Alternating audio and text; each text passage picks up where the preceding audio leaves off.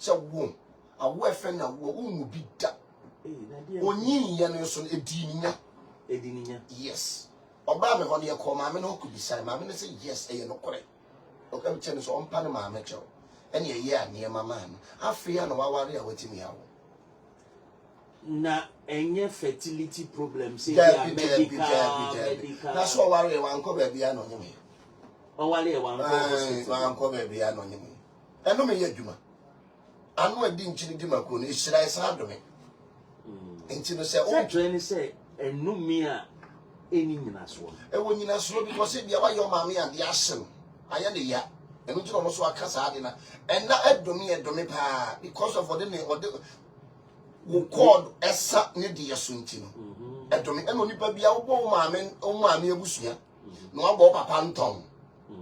ento nipa bia na ya na ofie no enna tumi e wo hotimi hye wo so da no papa fie sa yes enna tumi no eno hye wo so mo da no because o dwa maame abusua o no papa bo nton sa na ya na etie enti se wo bie wa no adome obi a aya no are very very careful oma especially about time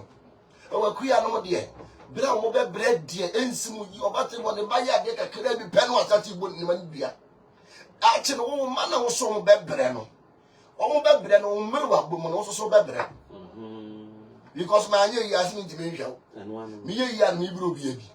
enti obate bi wo no mo a enu me nsem o aka kire ne ma no enu ti ne ma bra bo eyisi onte da Israel for no kan sem bu nyame aso o se de mo ka no na meye enti de wo beka no ehwe ye tekere mo ne kitatumi wo kasa ahonhom tie ahonhom papa tie na ahonhom bo ne so atie ye hwe bi o Proverbs 15 verse 4 no okay o se tekrema ye nkwadua o se tekrema eye nkwadua o se tekrema ye nkwadua o se tekrema ye nkwadua na emu chia eye honhom nebuo emu achia eye honhom abebuo ai prekese o se tekrema eye nkwadua ne mu chia no eye honhom abebuo enti tekrema na ye nkwadua enti nkwade na wo de dome enti ba cha bi wo ho no ma ne ba ya de a aya o hwe yiye yes obufu se die kura na o kan wie endome wo bada o kan wie na o kan bi ama no kokotwe aso ebe ya o ja honhom bi wo a o frɛ na oteki kwa wo nipa bia no se mo ni ani ntimi ndane enti se wo dome wo ba ite wo de ne ko sunsun nipa bi ho o ka je sunsun nipa ne sa de ese na makato me ba ne so ti me ba no wagina mo adane ya mam because eno me no ya mfa ya no nse kokotwe keke sunsun me obi bi afa ni sipe ai o bia ni we mi ni no akodi ba tu sipe ebenya wa bo wan kasa ho dua awale fo bebre ye bi o bi de mi ni wa dua ne da o me de me no na da be nwa na nwumre no akwa atepa na sipa chem na no ehun sunu aso te se se wa bravo o bi de o ba we de mi ni na dua ne da o bo me yire ko mi ni wa dua ne da o mi fa me ho ka wo da be nwa na nsape no be nwa no ogu atepa na achem enti ya nhwe ye numu kasa yi eti wa de le beba o eti wa sase wa bla kwa wo se wonya no to akoye enti ntu so bi e wo so ne de bo sala ya na ti ye no tiro se ye tekrema ba to sa ka ho bi mu ye se hwe bibi wo Proverbs 18:21 wo so wo wuo ne nkwa wa tekrema nsem wo wuo ne nkwa wa tekrema nsem no tiro bitimi wo bitimi de ne tekrema kum hwe TikTok ya abasu any social media ekunkwafo bebre because obi wo obi ye na bia na okogina so no odi ni atem undako ne pon na okogbo ni bia na nyam yes because no enkwa ene nnome e wo ye tekrema so ene wo wuo so ne nkwa so ye den e wo ye tekrema so enti onipa bia na so hwe tekrema so ai na yenhwe omuso a wo na wo na wo betumi akese yes obi wa otimi do me ne maame yes no ono a obi wa no free ni mu ba ye yes obi wa no ma se ba na agboni bia no so agboni bia tumi ono o de wo ba se wa gbo no so agbo no yes obi ko ati me hwe ne maame ni bia no bi ntimi no no o ti bi ko ne maame ma gbo to otimi fa ne maame ne da timi bia de small. Very small. That's right. Now, in this case, you know, a bus one more say be a mammy a reframe a bufumuna or yes. It's a bufu I am in casa. Yes. So one to me, say yes. So one to me, I shall Hosua. I did be a wolf what canoe. To me, so. And to Ubufuna, we will be a dear, a year to mantum. Than so womb for you. Sir? Yes. And ye girlfriends be no more ye foul. I want to yano. Ye no more and in the year. On the board, a mom breaking hearts. I want the board, yeah. Now, board be a binyam. I said, I dear one another pain, dear, one more bad dapping. No one could have chrono. Or do a one warren. One warren so or send in a year. Obo du ebinyam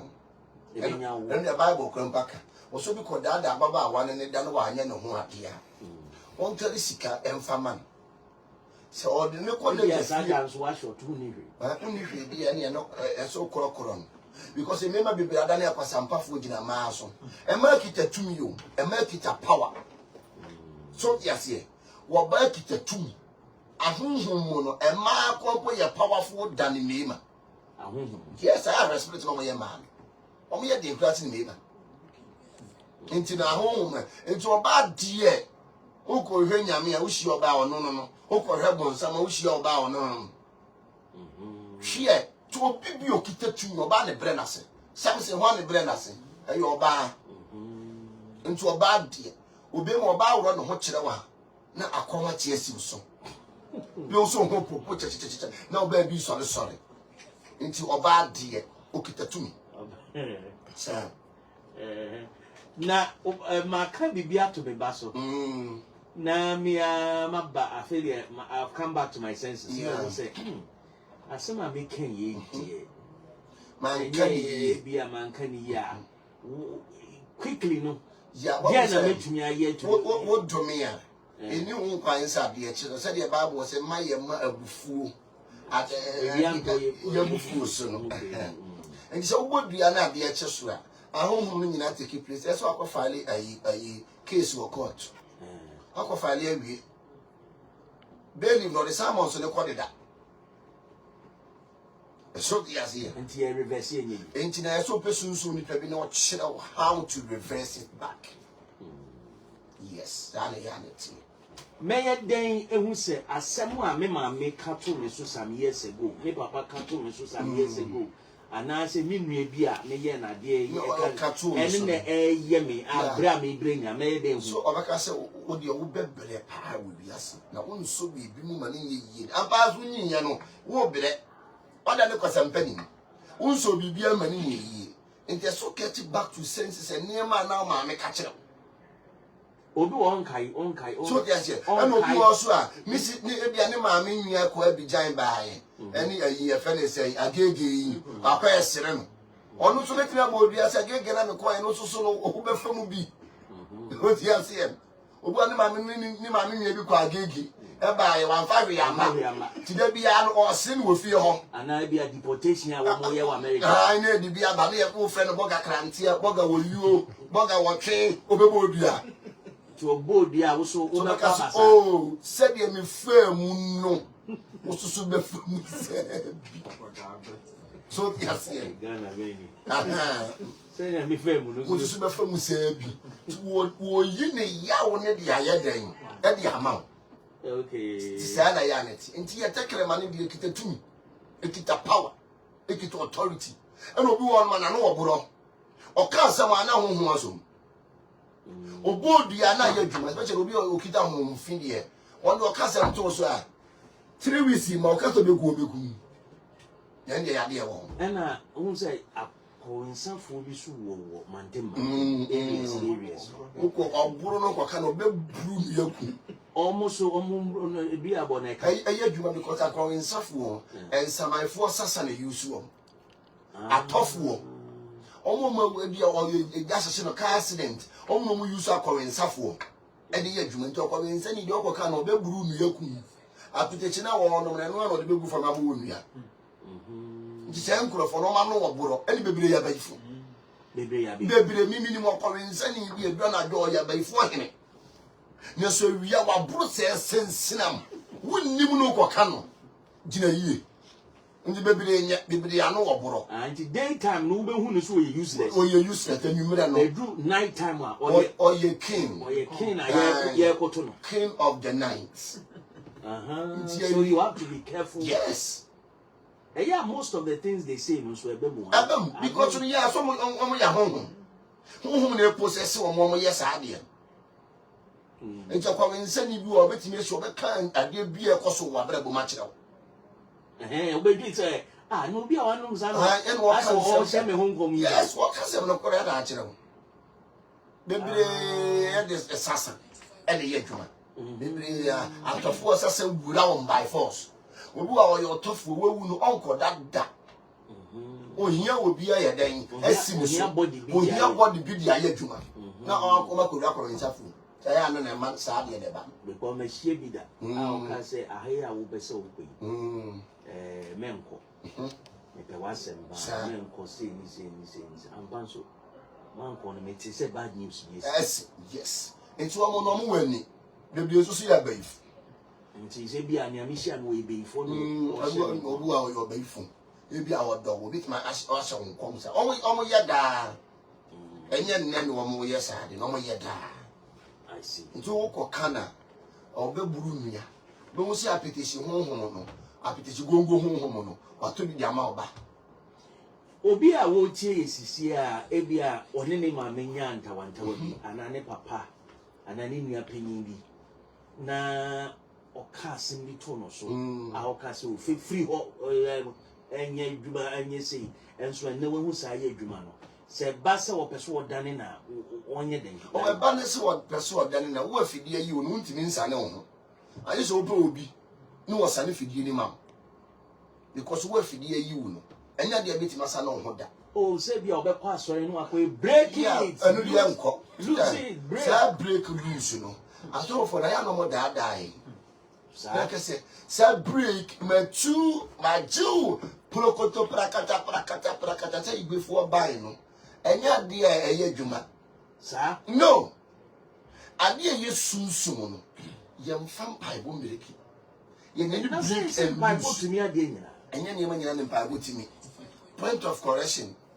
one say Abraham mami nka bibi nchiro kakra one say Abraham ni nyame dole pa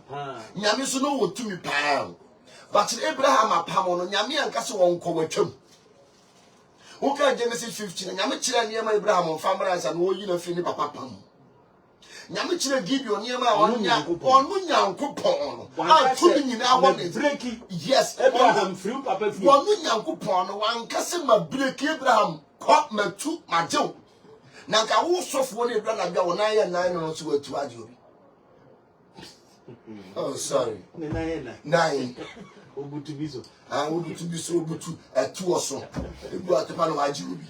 anu de ya na ye kasa keke so ti ase wo mo kan de Abraham say wo ka kire Abraham say onfa niema bi mira ansa but o kan Genesis 50 ma me o kire niema Abraham fa mara ansa mo fi papa pam enti se apam bi di wachi ana enumi bi di wachi ana se emba go bi wo wufi a wo ba ma ka se pie matu majiu no way. It doesn't work like that because omo ya pamono omo anye plekete prakata prokoto ene ma pamono ye adwuma omo ye bibi asa na pamono ye den eye adwuma enti nyame onye nyame a oye supremo no na so tini ka che Abraham mini nyame enti koma jew but nyame wankasa wo kire ne nyame Abraham ye kan ye ngo Genesis 50 verse 9 o say na Awurade ka che Abraham say fa nantwie ba wadi mfie miensa sa ane abeche wadi mfie miensa ene odwannyina wadi mfie miensa ane anyankuku ane abron ma aba brɛ me Abraham di we nyina brɛ me na wo paipai wo mu mienu o say na ode afafa nanim toto ho sa nanso no ma ne de wan paipai wo mu na onoma odi na mbesisi mu ani funu so na Abraham pamo wo no wiare ya akoto no Abraham da na ho ehum ne esum ka bidru no so na Awurade ka kire Abraham say hunam power so wasefo ba ya ahogwo wa asase anya wodi aso enti no ade a wonyame epe no yema no honton because you feel apam no sa prekete ton so prakata no enya de betwe ofi apam no da so beka say apam dada Abraham time Abraham time no entwam se unufu ntwam atwam de yase ututo kone so de yase waja ba de atwa wani mu entwam ya no so hotete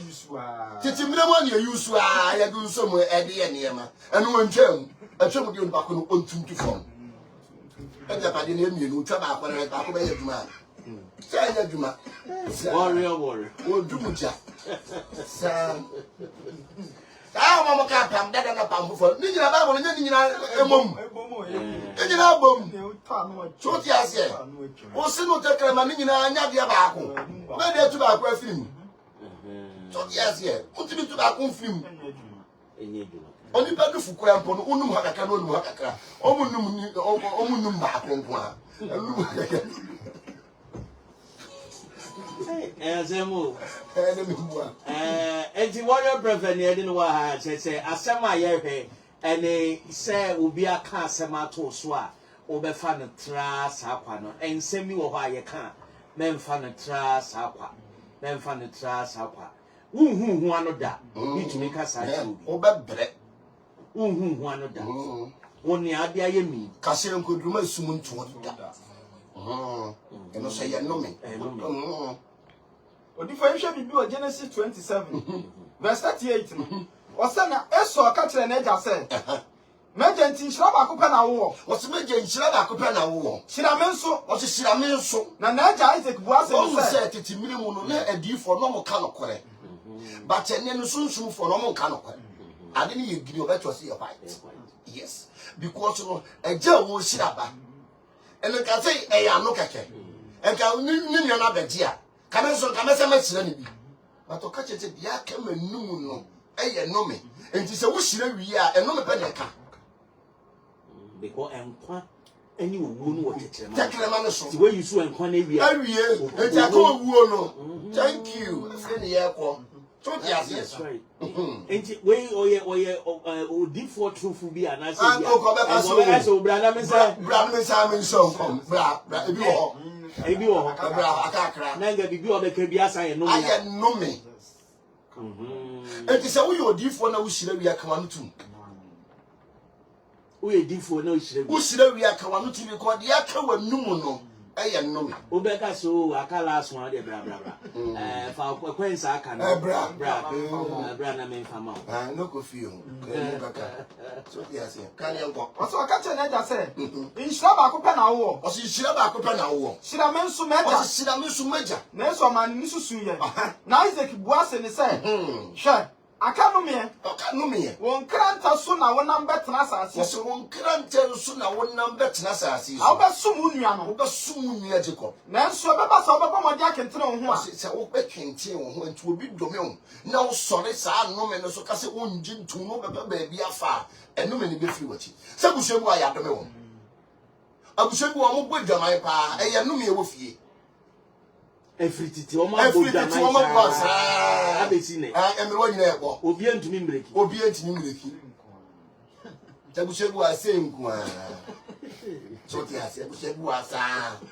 on camera where di ni view omo de chiche ye di je bla ka se si ama be cho nto sa wo be ko edwem ko tobi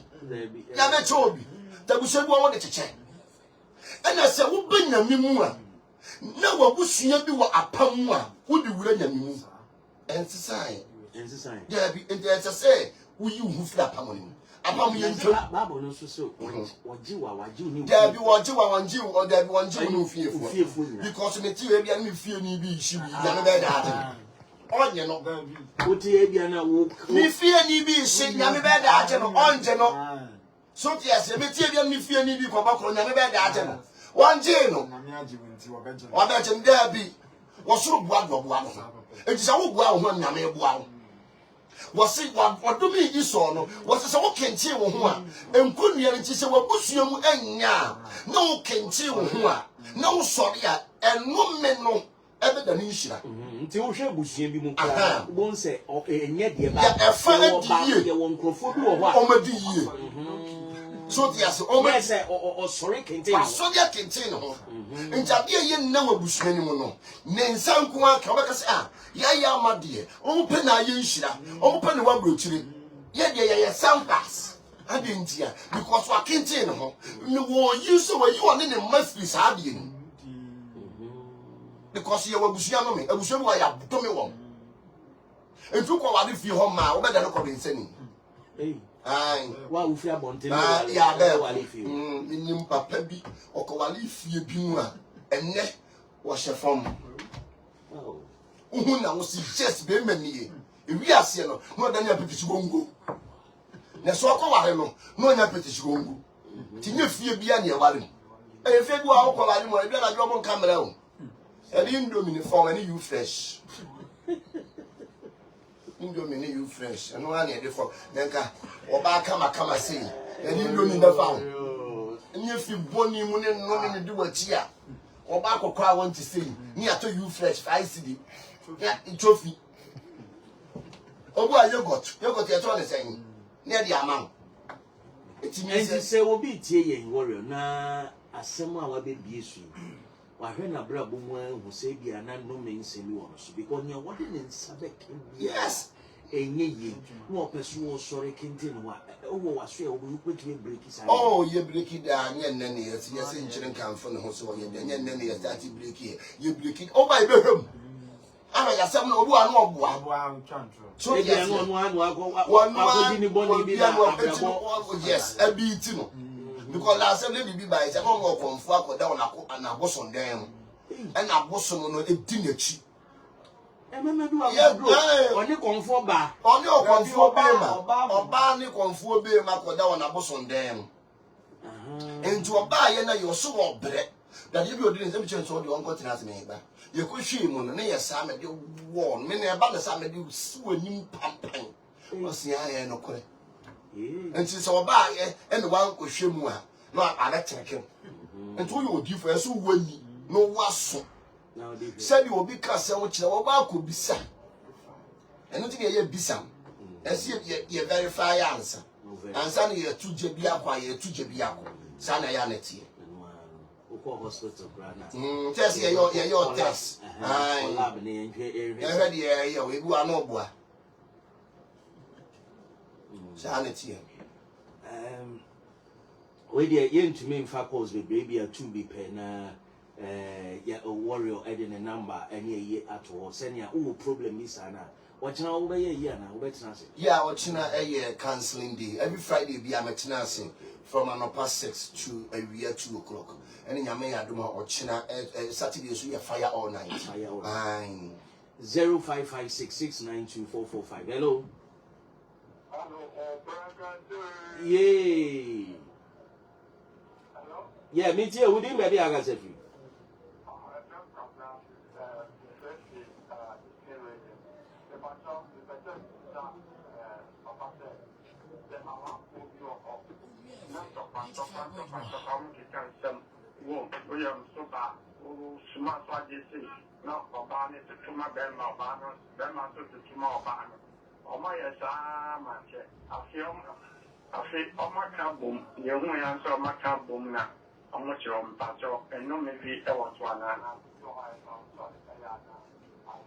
Omo kambo mo na koyi sisi ana still enkoyi. Tino eno me asem bi a wo maka no e te se wo mo reverse And then still a bit me ayi. E bit me bi omunya. Yeah, don't say yeah ka I say omo an say that bodua say wo ya antokwa aba na o kana ni so we ya fun that time obatan wasa ko butu ne so ne da sipi what to sipi ti ebenya wa bra bo be say to obatan no wubu atopa gu ne so no yes me ni na bia ne da ade che no akodi so kwamodem ebe da ne no me ama enti ne ana oba susu ekita tumi ade bia wo be ka kire wo ba oba ekita tumi oba busumi bi hunu mojam enti oba won suro moja busumi bia no oba etwa kokogu ne ho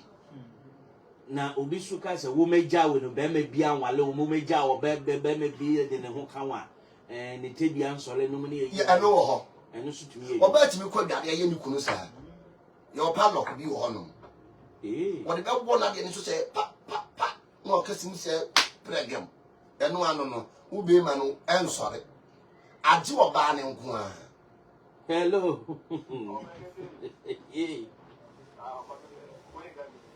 yeah Gabi it's you